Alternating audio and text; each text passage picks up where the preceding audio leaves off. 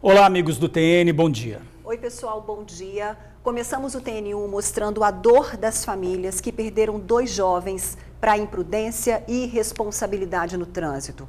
O advogado Ivomar Rodrigues e o estudante de engenharia Osvaldo Neto mataram o casal em racha depois de beber numa boate e provocar a tragédia no vão central da Terceira Ponte. A repórter Bruna Maria está em Cachoeiro de Itapemirim e acompanhou o enterro de Bruniele de Oliveira, de 17 anos, que morreu junto com o namorado Kelvin dos Santos, de 23 anos. Bruna fala ao vivo com a gente. Bom dia, Bruna.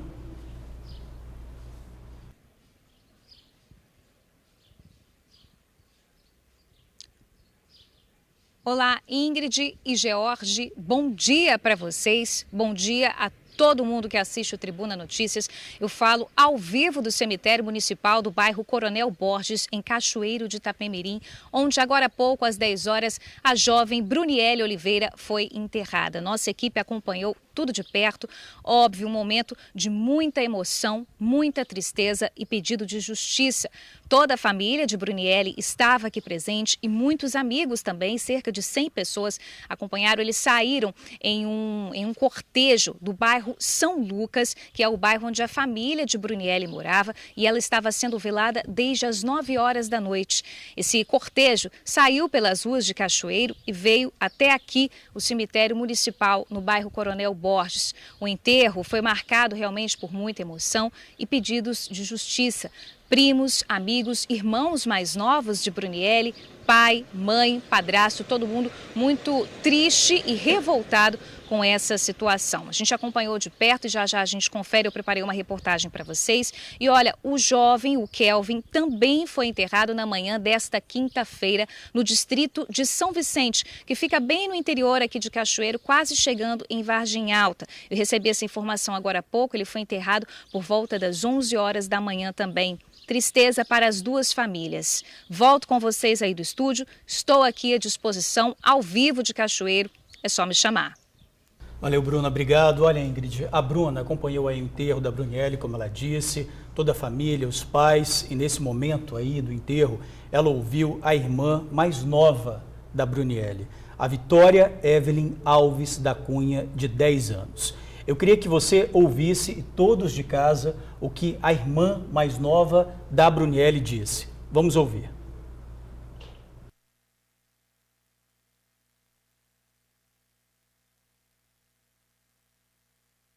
Com ela, porque foi muito duro, e a única coisa que eu quero que faça pela minha irmã e pelo namorado dela é justiça. Justiça, porque não quero, a família não quer deixar isso impune.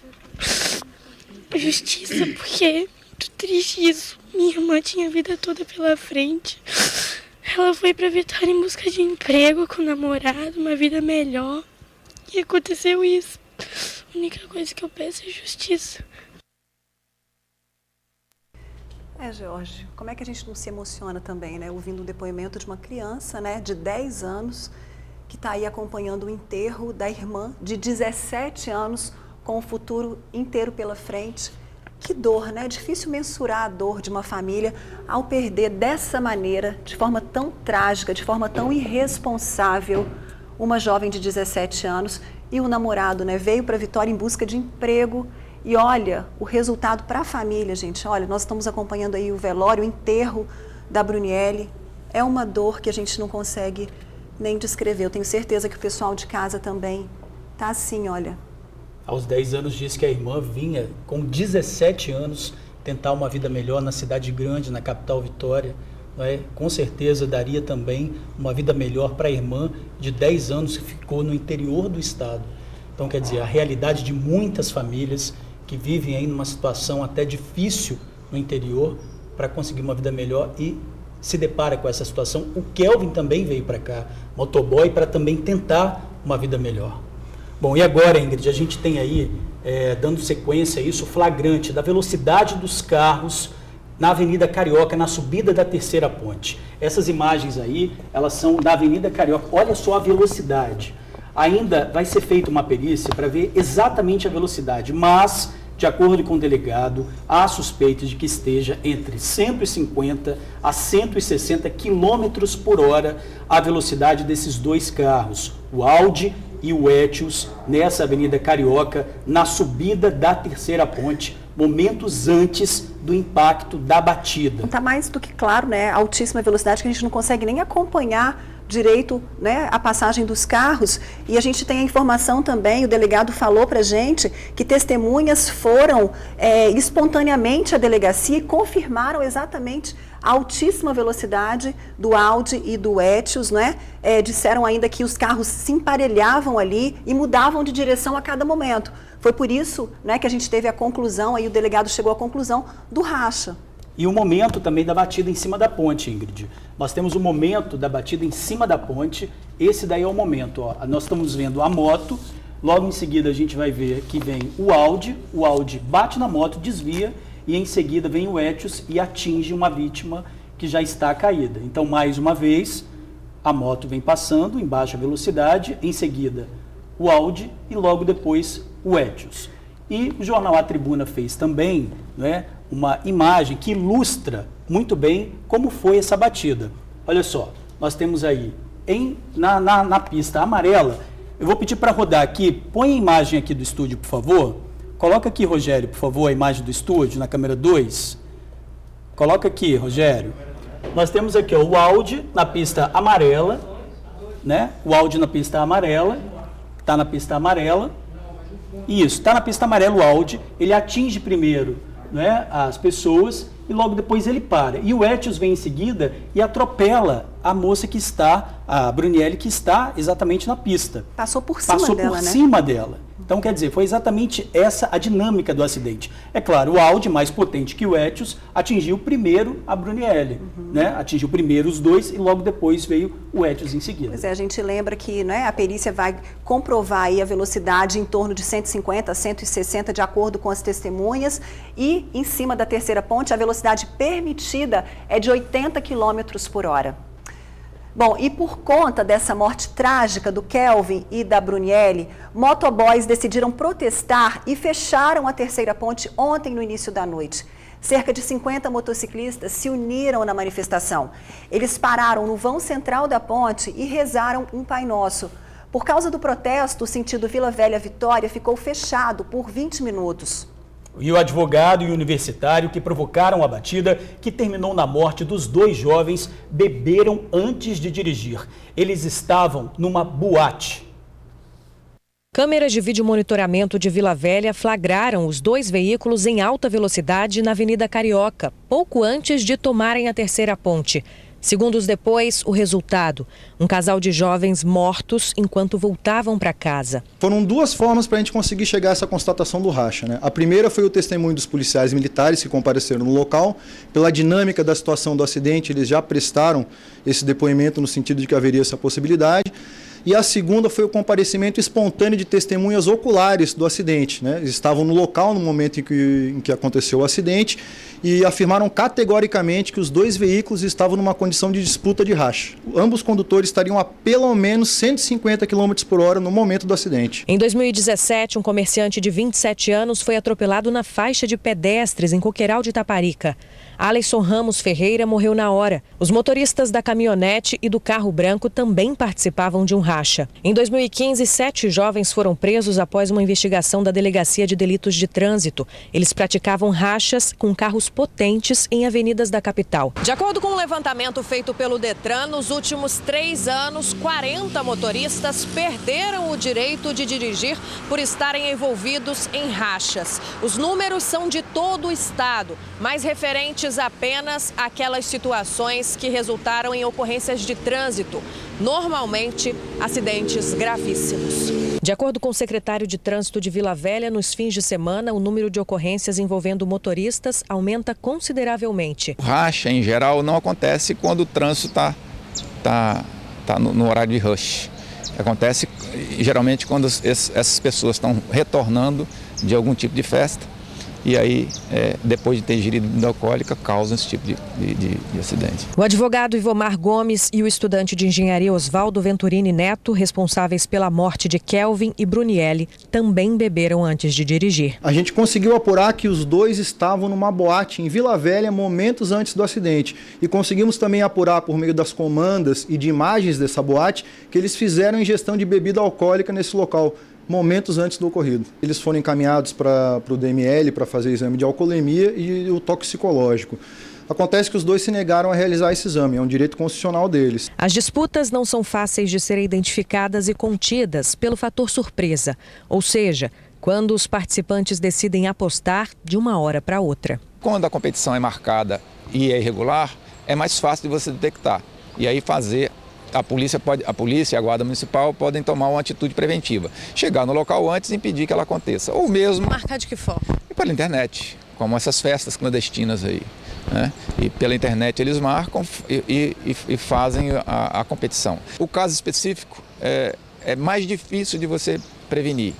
Dois amigos trafegando, vindo de uma boate, promovem um racha qualquer, em função de que estão alterados pelo uso de algum tipo de bebida, e aí acontece essa tragédia. Realmente, não tem como você prevenir. Por isso que a lei tem que ser mais forte, né? Porque a prevenção é exatamente você pensar antes de fazer uma situação dessa. Porque se você é solto logo depois de praticar um ato desse, você realmente não tem como você pensar antes de fazer. Não é? Você vai fazer, você vai ser liberado e fica tudo por isso mesmo. Você está falando, né, a questão de liberação. Hoje, os dois envolvidos nesse acidente, o motorista do Audi e o motorista do Etios, eles estão no presídio em Viana e vão passar agora à tarde pela audiência de custódia. E a gente vai acompanhar para saber o que vai acontecer com eles, exatamente, né? Sobre os rachas, o jornal A Tribuna de hoje trouxe informações super importantes, dizendo que os rachas, denúncias mostram que os rachas acontecem principalmente na Dante Michelini e na Norte Sul. E 40 motoristas foram flagrados disputando rachas em 3 anos aqui na Grande Vitória. Trouxe também a questão da multa, né? Uma multa gravíssima de quase R$3 mil, além da suspensão do direito de dirigir e apreensão do veículo. Mas é como você disse, precisa de muito mais que isso, né, George? Exatamente, precisa de algo mais forte, uma punição mais grave. Olha, clima tenso no Morro Boa Vista, em São Torquato, Vila Velha. Mais um tiroteio na madrugada apavorou moradores. O esquadrão antibombas também foi acionado porque havia suspeita de bombas que poderiam explodir. Quem fala ao vivo com a gente de lá é o repórter Vinícius Rangel. Boa tarde, Vinícius, é com você.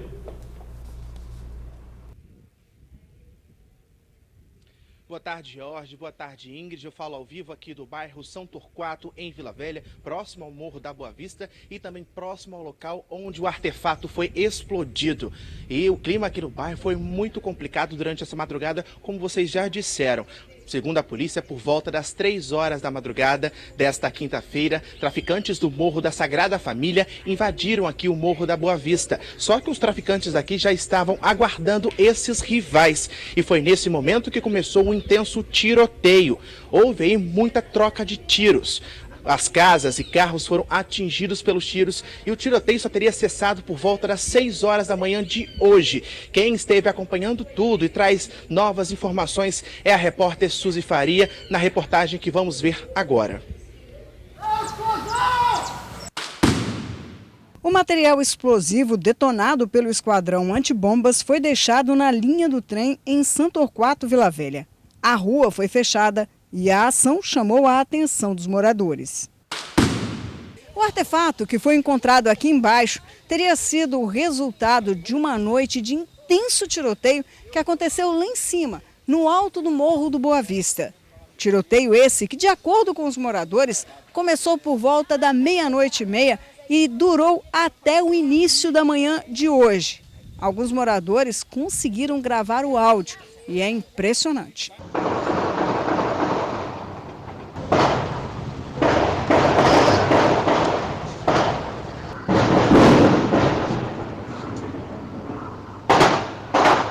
Infelizmente, cada vez com potencial de arma mais forte, né? Intensa, como se fosse uma guerra realmente de alto poder ou de invasão ou de destruição. Pela manhã, o que se viu foram casas atingidas, carros, a quantidade de cápsulas recolhidas pelos moradores e pela polícia impressiona. O movimento de bandido lá em cima é direto, né? Pessoal armado para cima e para baixo. Aí quando acontece um caso assim, aí vem a polícia, fica lá um tempinho, aí fica tranquila, depois sai.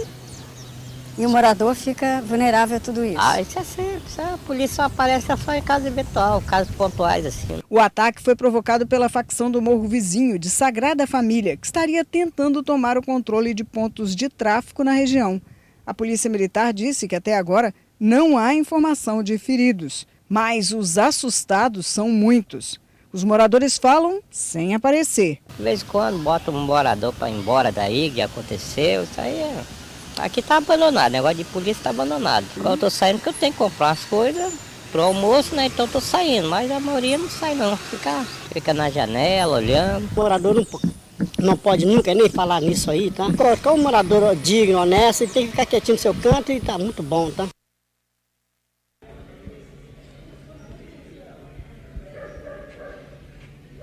Pois é, George, pois é, Ingrid, a situação aqui no morro agora é tranquila. As pessoas continuam circulando aí pelas ruas, elas continuam vivendo a vida como se nada tivesse acontecido, porque acabam que já estão meio acostumadas com esses tiroteios. E ó, por aqui nós encontramos cápsulas de calibre 380 e .40. Foram muitas munições que foram recolhidas aqui nessa região do morro. Eu sigo aqui agora também informando sobre um outro ponto, uma outra comunidade que também está sofrendo com a violência, que é o bairro da Boa Vista. E na reportagem do Felipe Chicarino, a gente vai conferir essa onda de assaltos nessa região. Caminhar agora é obrigatório. Josué não tem escolha, é que o carro dele, este veículo prata, foi roubado no bairro Boa Vista, em Vila Velha. 2 indivíduos armados abordaram Josué e levaram o instrumento de trabalho dele. É que o carro é o meio usado por Josué para visitar os clientes. Ele trabalha como supervisor técnico de TV por assinatura. Chegando na casa de uma colega nossa de trabalho, quando eu parei o veículo, desliguei a ignição do carro e fui avisar a nossa colega que eu estava aguardando ela descer. Esse foi o período de quando eu acabei de avisar ela, chegou 2 rapazes, sentido contrário do carro. Um já puxou a arma, já apontou diretamente na minha cabeça e mandou eu sair do veículo, que eles queriam sair dali. São dias de angústia, de preocupação, de incertezas e de falta de dinheiro. Sem carro, ele não consegue trabalhar. Sem trabalho, não tem grana, a conta não fecha. E para piorar, ainda faltam 11 prestações para terminar a dívida do veículo. E ele não tem seguro. Eu estou de mãos atadas, porque realmente trabalho por produção. Se eu produzir eu ganho, senão eu não ganho. E é o sustento da minha casa, né? É a ferramenta de trabalho necessária mesmo, sem ele praticamente eu não trabalho. E agora eu estou assim. Quem mora aqui para dentro de Boa Vista não acredita que o roubo do carro do Josué tenha sido um fato isolado. Pelo contrário, o verbo assaltar tem sido conjugado com certa frequência por aqui. Infelizmente não é mais um caso isolado, tem se tornado uma frequência muito grande. Todos os dias a gente ouve falar que aconteceu com um e com o outro. O dia a dia de quem vive aqui tem sido puxado, viu? Cada dia mais complicado, a passagem de polícia não é uma coisa frequente, né? De guarda municipal também não. Felizmente, o bairro Boa Vista ele está tomado por marginais. Josué tem esperança de reaver o carro, já que ele nem sabe o que vai fazer caso isso não aconteça. Só Deus proverá mesmo, porque eu não tenho direção para ir. Sabe o que fazer? Não sei o que fazer.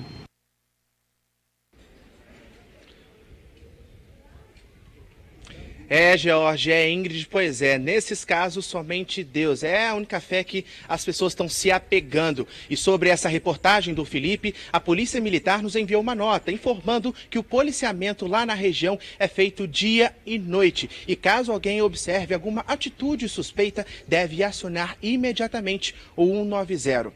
Bom, como de início, eu continuo aqui no Morro da Boa Vista, onde o clima no bairro parece mais tranquilo do que foi nessa madrugada durante o intenso tiroteio, e a qualquer momento eu volto aqui com novas informações. Viu, George e Ingrid? É com vocês no estúdio. Valeu, Vinícius, obrigado. Só não pode esperar para encontrar com Deus no céu, né? Tem que ficar um pouco aqui, né? Tiroteio. Não, pois é, a gente viu aí a aparente tranquilidade ali, as pessoas caminhando, seguindo a vida, porque não tem outro jeito mesmo, é assim com todo mundo, ninguém está livre de nada. Ainda mais uma região aí que a gente está constantemente mostrando. Semana passada mesmo teve uma operação na mesma região.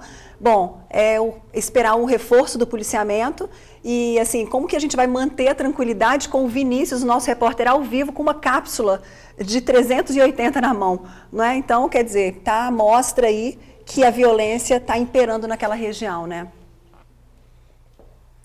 E olha, um carro dos Correios cheio de encomendas foi roubado em Cidade Continental, na Serra. O funcionário fazia distribuição quando foi rendido por um assaltante armado. O criminoso abandonou o veículo num bairro vizinho, mas conseguiu levar parte da mercadoria, entre elas produtos eletrônicos e peças de carros. O veículo dos Correios, estacionado nesta rua no bairro Bicanga, na Serra, foi abandonado após ter sido roubado em Cidade Continental, no mesmo município. De acordo com a Guarda Municipal de Serra, assim que souberam do crime, as equipes iniciaram as buscas até localizar o carro. Empregamos o efetivo da Guarda Municipal e o grupamento da Moto Patrulha conseguiu identificar o veículo localizado no bairro Bicanga com as cargas. O carro apreendido foi levado para a sede da Polícia Federal por se tratar de patrimônio da União. Segundo a Guarda, um chinelo foi deixado pelo suspeito no interior do veículo e será usado como elemento na investigação. Nós tivemos todo o cuidado para apreender esse chinelo e trazer para a Polícia Federal, juntamente com o veículo, para que pudesse ser colhido as impressões digitais, o que já demonstrou em análises preliminares que vai ser possível, provavelmente, identificar os criminosos. De acordo com a Guarda Municipal, este é o segundo veículo dos Correios roubados em uma semana no município de Serra. Já o motorista, que estava no carro apreendido nessa quarta-feira, contou aos agentes que esta é a terceira vez que ele é vítima de um assalto durante o trabalho. O funcionário relatou também que durante o crime nessa quarta-feira, o suspeito estava armado e outro dava cobertura à ação. Os criminosos não foram localizados, mas parte da mercadoria foi recuperada junto com o veículo. Aproximadamente 15 caixas foram levadas pelos criminosos, mas nós ainda conseguimos recuperar cerca de 80% da carga que foi tomada no crime. Bom, o assaltante ainda não foi detido. O carro já foi liberado para os Correios. Pois é, George, agora vamos falar dos alagamentos provocados pela forte chuva no fim de semana. O tempo firmou, mas muitos comerciantes ainda contabilizam prejuízos. Em Vila Velha tem gente trabalhando dobrado para não ter que fechar as portas. Mesmo assim, o desânimo em continuar com o negócio é muito grande. As fotos mostram como ficou essa farmácia na Avenida Jair de Andrade, em Itapuã, Vila Velha. Os remédios chegaram a boiar na água, um cenário de desespero para Melquíades. Foi muito triste mesmo, que estava toda a mercadoria nadando na água todinho, meus móveis, computadores, balança, geladeira, todinho, tudo à mercê da água. Algumas coisas o proprietário conseguiu recuperar, outras tiveram que ir para o lixo. O prejuízo, segundo o comerciante, ultrapassa os R$30 mil. Primeiro foi só tirar os computadores, tentar salvar, né? Mesmo assim não teve recuperação, que já estava tomado de água. E tentar levantar alguma coisa que não sabia se ia chover mais, todinho, para aumentar mais a água. Foi uns 40 centímetros de água dentro da farmácia. A chuva que caiu no último sábado na Grande Vitória trouxe muitos problemas para os capixabas. Vila Velha, como sempre, foi a cidade mais castigada. O restaurante de Vanessa não escapou. A água chegou a 1 metro de altura. A gente chegou, estava 1 metro de água e era água de esgoto. Eu perdi bastante coisa. Perdi eletrodomésticos, 3 fios queimados, fritadeira, computador, aparelho de internet. Foi mais de R$3 mil de percas. Alimentos, mantimentos, carnes, enfim. E para sair do saldo negativo que a chuva deixou, Vanessa tem trabalhado 2 vezes mais do que antes. Estou chegando 6 horas da manhã e saindo 2 horas da manhã, dormindo 1 horinha, 2 horinhas e aumentando o ritmo de trabalho para suprir as perdas. que foram muitas, né? Esse é um problema antigo para quem mora no município. A Avenida Jair de Andrade sofre toda vez com os alagamentos. Os comerciantes colocaram até uma proteção de aço para evitar que a água ultrapasse, mas pelo visto não tem dado muito certo. E diante de tantos prejuízos, tem comerciante que já pensa em abandonar o próprio estabelecimento e partir para um novo negócio, longe daqui. Fechar a farmácia e mudar de ramo, infelizmente. Senão, infelizmente, eu gosto do que eu faço, vivo disso aqui, preciso disso aqui, infelizmente, um prejuízo agora é inviável. Como é que a gente escuta isso e acha que está tudo bem, né? Impossível. A Prefeitura de Vila Velha já informou que faz várias ações para tentar amenizar os impactos e acabar com os alagamentos. O prefeito Max Filho assinou o decreto de situação de emergência.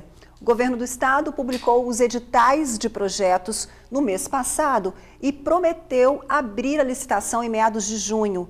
E a população deve acionar a Defesa Civil no telefone 199 em caso de incidentes relacionados à chuva. Agora o caso de um homem baleado que correu para o quartel da Polícia Militar em Maruípe para pedir socorro. Os detalhes com a repórter Carol Fernandes. Foram os próprios moradores que nos informaram sobre essa situação. Mais uma troca de tiros logo cedo no bairro Itararé, aqui em Vitória. O que a gente sabe é que pelo menos uma pessoa ficou ferida. Isso porque logo cedo, por volta das 8 horas da manhã, um homem baleado procurou ajuda, que procurou socorro na portaria do QCG da Polícia Militar. O que me informaram é que esse homem mal conseguia falar, ele teria tomado um tiro no pescoço e não sabia dizer nem de onde esse tiro partiu. De acordo com o que foi informado pela PM, ele foi socorrido pelo SAMU para o Hospital de Urgência e Emergência aqui em Vitória. Carol Fernandes para o Tribuna Notícias, primeira edição. Obrigada, Carol. A vítima continua internada e não informou quem fez o disparo. Voltamos a falar do enterro das vítimas do acidente na Terceira Ponte. A repórter Bruna Maria está ao vivo em Cachoeiro de Itapemirim. Bruna, nós voltamos com você.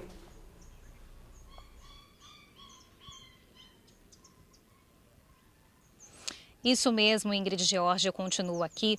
A jovem Bruniele foi velada ontem por volta das 9 horas da noite no bairro onde ela morava com a família, antes de se mudar para Vitória. O enterro dela aconteceu agora há pouco no cemitério municipal de Coronel Borges, aqui em Cachoeiro de Itapemirim. Conversei com muitos amigos, muitos familiares, primos, tios, irmãos. A gente acompanhou o depoimento emocionado da irmãzinha dela, né, a Victoria Evelyn, e é realmente emocionante. Eu me emocionei, todo mundo que estava perto. A família lembra o tempo todo com muito carinho da Bruniele como uma menina sonhadora, cheia de sonhos e batalhadora, que estava justamente em Vitória com o namorado em busca de emprego, querendo uma vida melhor. E eles também, claro, além de muito tristes e emocionados, o tempo inteiro clamam por justiça. Eu e o cinegrafista Alex Nepomuceno acompanhamos tudo de perto e preparamos uma reportagem que vocês conferem agora. O cortejo saiu por volta das 9 da manhã do centro comunitário do bairro São Lucas, em Cachoeiro de Itapemirim. Amigos e familiares de Bruniele Oliveira, de 17 anos, se reuniram para o último adeus à jovem. Entre os parentes, tristeza e o desejo de justiça. Muito triste, né? Triste pela perda da minha sobrinha e indignado, né? Se não haver justiça, tem que haver justiça. Porque isso não pode ficar impune, né? Em um depoimento emocionante, com apenas 10 anos de idade, a pequena Victoria Evelyn lembra com carinho da irmã mais velha. Eu não tive muito tempo para conviver com ela, mas eu vou guardar muitas lembranças boas que eu tive em alguns momentos com ela, porque foi muito duro. E a única coisa que eu quero que faça pela minha irmã e pelo namorado dela é justiça. Justiça, porque a família não quer deixar isso impune. Minha irmã tinha a vida toda pela frente. Ela foi para Vitória em busca de emprego com o namorado, uma vida melhor. E aconteceu isso. Bruniele foi enterrada às 10 da manhã no cemitério municipal de Coronel Borges. Muito abalados, o pai e a mãe se despediram em silêncio da jovem. Um menino muito bom, trabalhador. Deus venha confortar, né, a família dele. Ela foi para o lugar onde ela queria. Ela queria estar lá, então a gente podemos dizer que ela estava feliz lá. Kelvin também foi enterrado na manhã desta quinta-feira no interior de Vargem Alta. O casal, que era de Cachoeiro do Itapemirim, havia reatado o namoro há pouco mais de um mês. Eles estavam morando na Serra, foram para Vitória em busca de emprego. O acidente aconteceu depois que Kelvin tinha ido visitar a mãe no município de Vila Velha. Ele saiu da minha casa e foi embora. Aí esses demônios veio batendo racha e matou meu filho. Até quando vai morrer alguém assim? É meu filho único, sabia?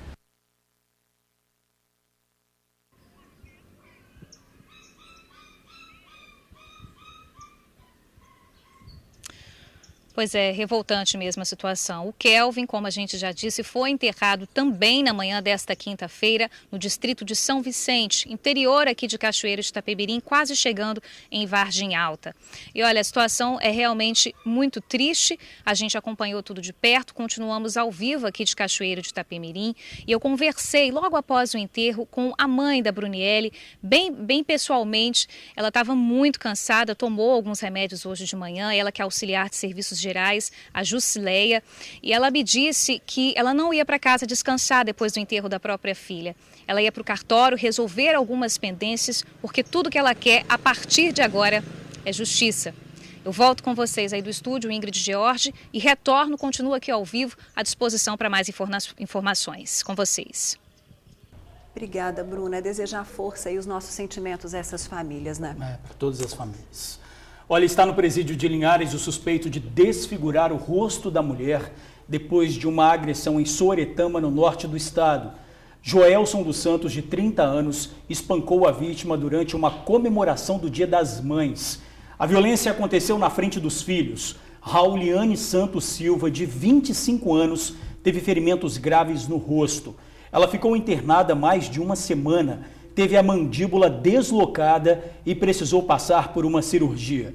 O suspeito chegou a procurar pela vítima no hospital, mas foi impedido de entrar. Joelson já tinha agredido a esposa outras vezes, mas ela teve medo de denunciar. Uma forte neblina hoje cedo, ou melhor, agora essa notícia é para a Ingrid. Vai lá, Ingrid. É isso aí, George. Uma forte neblina hoje cedo provocou acidentes na BR-101 no norte do estado. Um deles foi perto da reserva de Sooretama por volta das 7 da manhã. A baixa visibilidade fez com que o motorista perdesse o controle da direção e tombasse. Ele teve ferimentos leves e foi socorrido para o PA de Sooretama. De acordo com a Polícia Rodoviária Federal, outros 2 acidentes foram registrados no mesmo trecho, também provocados pela neblina. Os feridos foram socorridos para unidades de saúde da região. Está em busca de emprego? O TN traz oportunidades para quem precisa voltar ao mercado de trabalho. E você acompanha ainda novas informações sobre a morte do casal vítima de carros em alta velocidade na Terceira Ponte. Oi, meu nome é Amanda, eu sou estudante de design de moda e eu tô ligada no Tribuna Notícias. Fica aí que a gente já volta.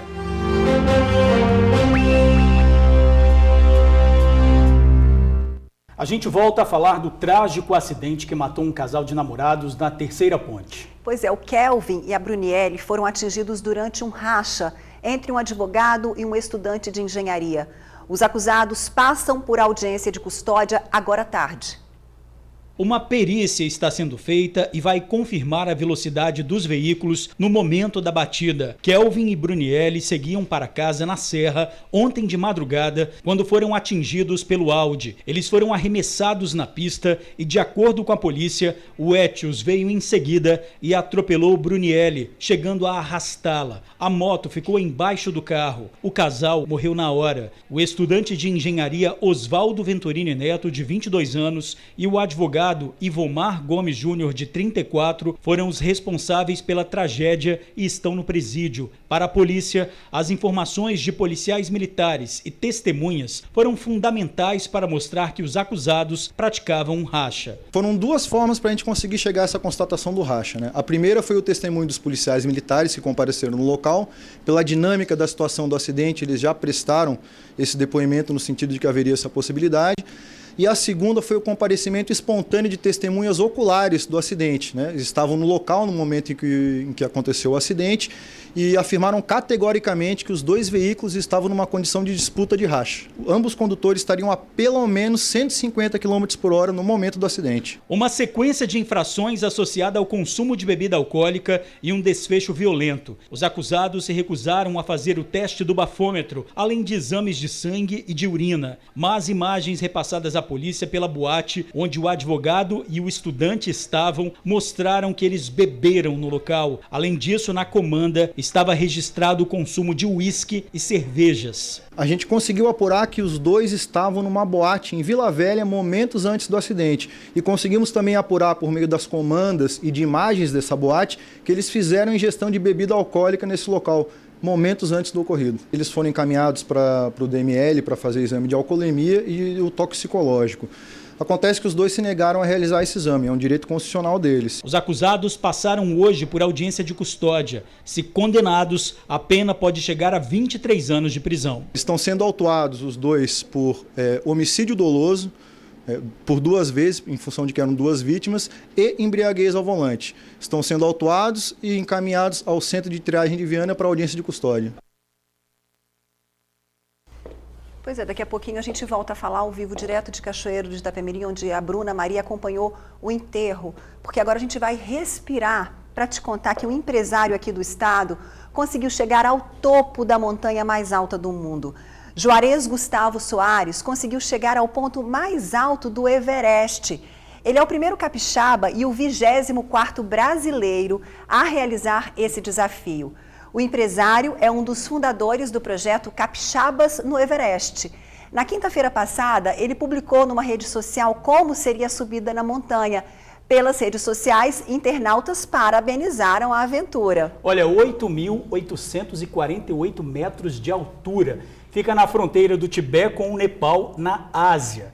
Para quem já viajou de avião, Ingrid, é quase a mesma altura quando um avião está na altitude de cruzeiro, lá no altão. Né? O avião chega a essa altitude máxima de 10 mil metros, mais ou menos. Então, o Everest é a montanha mais alta do mundo, que desafia aí todos os alpinistas por causa dessa dificuldade de chegar ao cume. Quer dizer, você tem um ar muito rarefeito. Você falou, vamos respirar, eu até brinquei, porque na verdade lá você não respira. É muita dificuldade. E eu sou fanático pelo Everest. Não, na verdade eu ia esperar você terminar para contar para as pessoas. Volta aqui para mim, ô Rogério, porque isso merece estar aqui conosco, porque vocês sabiam que um dos sonhos do Jorge Beach é ir. É chegar ao topo, é isso mesmo? Como assim, Jorge? Não, chegar ao topo não. Acho que se eu subir 100 metros já morro por causa do meu coração. Não tem como eu chegar lá. Mas eu acho que porque lá você tem os acampamentos, vários acampamentos até chegar ao topo do Everest. Porque é um longo período. Você não chega e vai subindo até chegar lá. Você chega, né? Roda as imagens aí, ó. Você chega, vai no campo 1, aí você vai subindo aos poucos, você vai se aclimatando, porque você precisa com que suas hemácias vão pegando oxigênio. Você precisa de pelo menos 3, 4 semanas até você chegar ao cume, para pegar resistência, além de, claro, fazer uma preparação anterior, subir outros lugares, entendeu? Então, não é tão simples assim. Mesmo porque a gente já acompanhou também mortes, né? Muitas mortes de gente que tentou, não é? E infelizmente não conseguiu chegar ao topo. Sim, você tem as pessoas que moram lá, que ajudam, que são chamadas Sherpas, que eles têm um coração 2 vezes maior que uma pessoa comum, exatamente por morarem nesse lugar e ajudarem ali. Então, eles têm um bombeamento do sangue muito maior que uma pessoa normal. Então, eles sobem mais tranquilos. Então, eles sobem ali, colocam as cordas para que os alpinistas do mundo inteiro consigam chegar lá com mais facilidade e segurança. Mas, mesmo assim, é muito difícil. Então, a gente finaliza dando parabéns ao capixaba Juarez. Parabéns, né? mesmo. Que chegou lá. Difícil. Primeiro capixaba e um dos poucos brasileiros a chegar ao cume do Everest. Parabéns mesmo. E olha, o Conexão Justiça de hoje fala de um acordo penal que está inserido no pacote anticrimes do ministro Sérgio Moro. Aqui no estado, recentemente, o procedimento foi usado no caso de um prefeito que usou dinheiro público para coisas particulares. Marcelo Otoé mostra como esse acordo pode substituir um processo penal.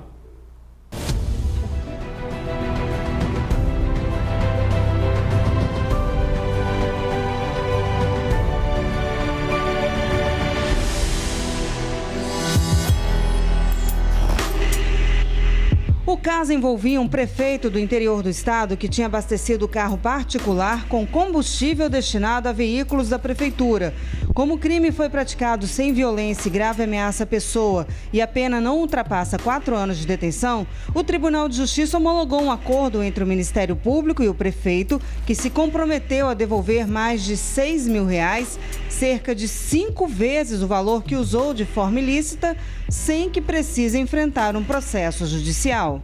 O acordo de não persecução penal visa agilizar os trâmites processuais e desafogar a justiça. É uma forma moderna baseada no diálogo entre as partes e que integra o pacote anticrimes do ministro Sérgio Moro. Não há ainda formação de um processo penal, porque esse acordo ele será feito numa fase administrativa pelo Ministério Público, que antecederá a propositura de uma ação penal. Para que o acordo seja assinado, o acusado tem que confessar o crime. O procedimento pode ser celebrado também para quem não possui o chamado foro privilegiado. A pena pode ser cumprida por meio de pagamento em dinheiro ou pela prestação de serviços à comunidade.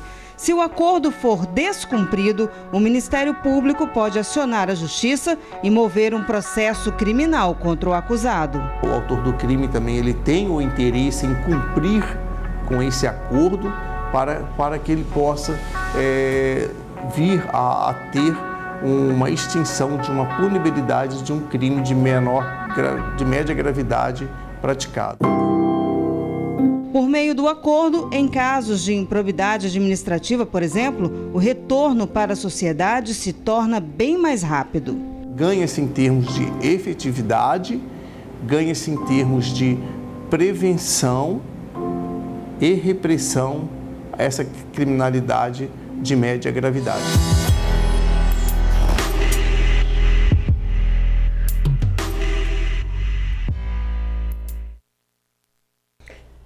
Tá aí mais um Conexão Justiça. E você também tem dúvidas sobre os seus direitos? Mande pra gente no conexãojustiçatn@gmail.com ou na página profissional da Marcele no Facebook, Marcele Autoé Oficial. E agora vamos falar da colonização do solo espírito-santense, que é comemorada hoje. Teve desfile em Vila Velha. A cidade foi a primeira a ser colonizada aqui no estado e comemora 484 anos. Durante a festa, teve protesto contra os alagamentos. O desfile foi pelo ar, sob rodas, ferraduras e com a sola do sapato. A cor da bandeira é composta por militares escolhidos. 23 de maio, a festa é em Vila Velha. A primeira cidade do Espírito Santo comemora 484 anos e a colonização do solo espírito-santense. A Dona Zélia vem comemorar todo ano, traz até de casa o banquinho. Eu gosto de ver o desfile policial, os colégios. Em 1535, Vasco Coutinho e mais 60 portugueses desembarcavam na prainha. Na época, foram recebidos com as flechas dos índios. Mais de 4 séculos depois, a homenagem contou com tiros de festim no desfile da Polícia Militar. Até a meia-noite, Vila Velha é simbolicamente considerada a capital do Espírito Santo. Este ano, a Yasmin veio para o centro de Vila Velha acompanhar o desfile do irmão. Vim ver meu irmão, que ele veio desfilar. Porque... Qual escola? Escola ou não? É da Antônio Malbar, da Ilha das Flores. Aí eu vim ver ele. Porque tirar foto. Vou tirar foto. E o dia 23 de maio não foi apenas de festa. Teve gente que estava do lado de cá da grade de segurança que aproveitou as festividades para protestar. Enquanto o prefeito Max Filho discursava no palanque, moradores de Cobilândia vestidos com saco de lixo protestavam com cartazes, faixas e vaias. Nós trouxemos de volta para Vila Velha a etapa do circuito. Não vamos parar com o protesto, com as manifestações, até que as nossas autoridades consigam resolver os nossos problemas lá dentro da Grande Cobilândia. Todo ano a gente enfrenta enchente em cima de enchente perde tudo, recebe doação e depois a gente perde tudo de novo. Max Filho preferiu minimizar as críticas. É democrático, eu acho que não é a primeira vez que acontece em Vila Velha. Foi uma manifestação ordeira, pacífica e para aqueles que realmente residem em regiões mais baixas, as pessoas, não há palavra que possa confortar, que possa consolar, mas eu manifesto a nossa confiança que as obras a serem executadas pelo governo do Estado, uma equipe competente, capaz do governo do Estado do Espírito Santo, vai ajudar a minorar e muito esse sofrimento que tem sido tão recorrente na nossa cidade. Bom, o que a gente deseja então é que para o próximo aniversário de Vila Velha tenha um bolo de sol, um bolo de seca, um bolo de projeto que realmente a cidade não alague mais. É isso aí. Então, nosso parabéns aí para Vila Velha e a nossa nota 0 para os políticos, né?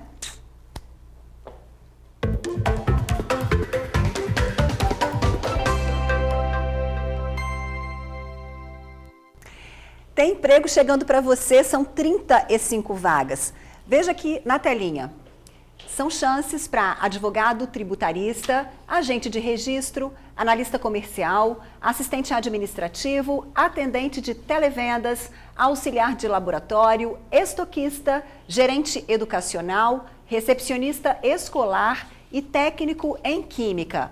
Cadastro no site selecta-es.com.br. Quinta-feira, 23 de maio, vamos juntos conferir o que é destaque no jornal A Tribuna.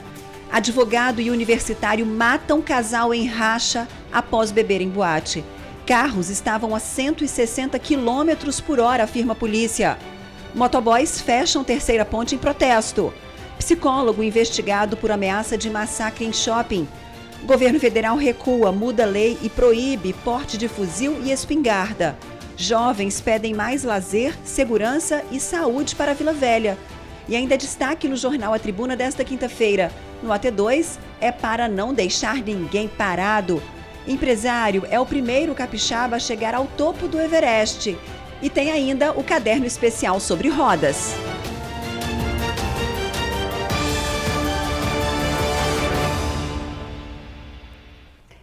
Continue com a gente, o TN1 vai trazer as últimas informações sobre a morte dos jovens vítimas de racha na terceira ponte. A gente já volta. Oi, gente, sou o Jonathan, estudante de jornalismo no primeiro período, o TN volta já já.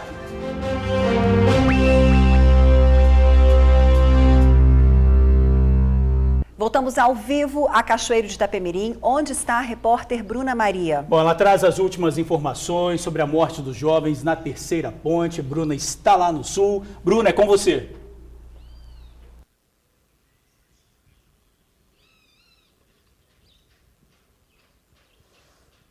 Ingrid, George, boa tarde mais uma vez para vocês. A gente continua aqui ao vivo do cemitério municipal, onde a jovem Bruniele Oliveira, de 17 anos, foi enterrada agora há pouco. Os familiares já foram embora, já foram para casa. A nossa equipe continua aqui informando vocês e atualizando sobre todo o caso. Olha, o enterro que foi marcado por muita comoção e pedidos de justiça. O casal eram jovens, sonhadores, e estavam morando na Serra, foram para Grande Vitória em busca de emprego, em busca de melhorar de vida. E olha, os dois motoristas que são acusados da morte do casal, um universitário e um advogado, eles que se recusaram a fazer o exame de sangue do DML e também o teste de bafômetro, estão neste momento no centro de triagem de Viana. E hoje à tarde devem passar por uma audiência de custódia, audiência que vai definir provavelmente o destino dos dois. A gente, claro, continua acompanhando as investigações da polícia e o resultado também da perícia do carro dos dois motoristas, e a gente informa vocês e atualiza sobre o desfecho dessa história triste e trágica. Eu encerro a minha participação ao vivo aqui no TN1 e volto com vocês aí no estúdio, Ingrid George. Obrigada, Bruno. Aliás, uma excelente participação ao longo do jornal da nossa repórter, direto de Cachoeiro de Itapemirim. E a gente fica por aqui. Obrigada pelo carinho, pela audiência. Uma ótima tarde para você e até amanhã. Obrigado por assistir ao jornal, pela companhia de sempre. Agora você fica com Ronda Geral com a Débora Moraes. Para você uma boa tarde e até amanhã.